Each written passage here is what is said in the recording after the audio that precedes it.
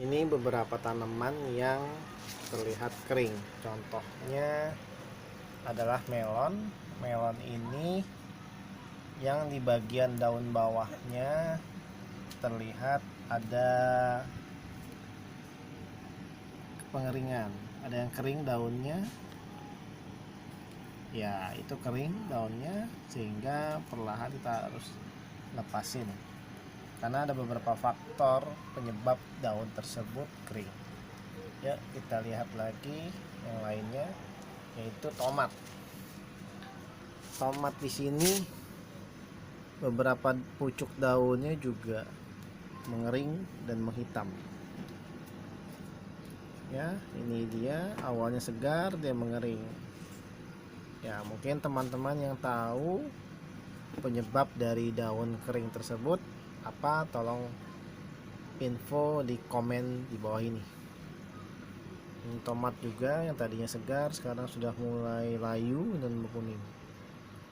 Ini pohon semangka yang semangka merah layu.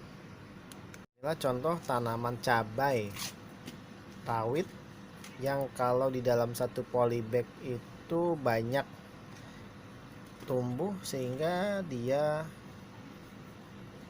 tidak bisa pertumbuhannya terlalu maksimal. Pertumbuhan tidak maksimal. Inilah contohnya, banyak yang mati meskipun kita melakukan penyiraman di tiap pagi dan sore hari dengan bantuan tambahan nutrisi AB Mix. Nah, tapi bukan itu saja. Kita ada yang paling kuat ini sepertinya pohon cabai yang lain. Ini contohnya yang sudah dipindahkan dari tempatnya, dia kelihatan segar. Ini contohnya terlihat segar-segar semua. Yang di botol air mineral bekas juga ini sangat segar sekali, sangat tinggi meskipun di satu titik. Tanaman melon, buah melon ya. Buah melon yang daunnya, ini adalah contoh tanaman buah melon ya. Buah melon yang di bagian daun bawahnya ini memang mulai ada terserang beberapa binatang daun. Ya, mungkin serangga atau lalat pemakan daun sehingga membuat daun ini menjadi kering. Nah, ini contohnya. Ya, contohnya daun-daunnya mulai kering, ada jatuhan yang di bawah, dia kuning.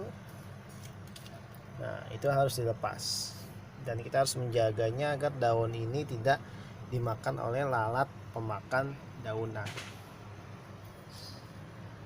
Jika Bapak Ibu sekalian menanam pohon pepaya buah, jika dipindahkan tempatnya banyak daunnya terus tiba-tiba daunnya banyak yang kuning, layu dan mati, tidak apa-apa, tetap pakai, tetap terus tanam, siram sesuai dengan waktunya, berikan nutrisi.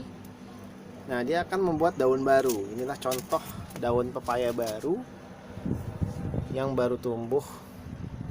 Jadi dalam waktu 1 minggu, dia sudah mulai tumbuh daunnya ya, dari tumbuhan baru. Nah, bagian bawah-bawahnya itu dia bekas patahan-patahan dari batang dan daun yang mengering sehingga dia layu. Nah, itu harus dilepaskan dari pohon induknya. Nah, di ujungnya dia akan membuat daun baru. Ini contohnya, dia akan membuat daun baru. Berarti harus yakin bahwa pohon paya ini harus kita rawat dengan baik sehingga dia akan mulai tumbuh dengan baik. Ya, contoh-contohnya ini bahasanya kita panggil pohon pepaya Jepang ya, segar-segar. Nah, ini contoh-contoh tanaman yang sudah dipindahkan, pohon cabai rawit segar, dan mudah-mudahan cepat tumbuh besar dan berbuah. Jika banyak boleh mampir ke rumah. Nah, ini untuk bawang merah yang sudah ada tunasnya masing-masing.